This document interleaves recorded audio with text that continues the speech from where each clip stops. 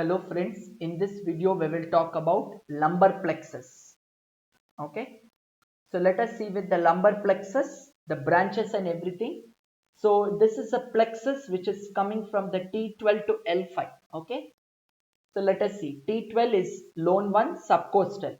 Okay, L1 I've been telling in my anterior abdomen videos about this one, iliohypogastric and inguinal. This is the one. Okay. Then this is the genitofemoral nerve L1 and L2. Okay. So from the L2 we are finding the lateral cutaneous nerve of thigh. Okay. Right. And from the L3. Okay. So this L2, L3, L4 is together the femoral nerve.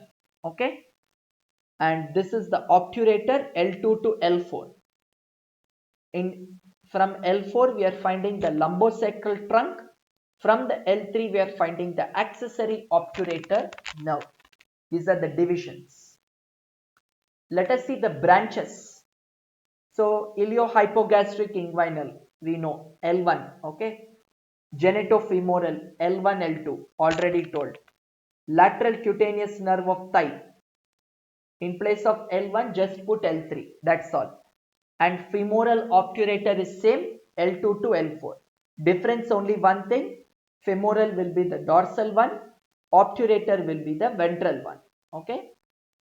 And accessory obturator will be L3, L4.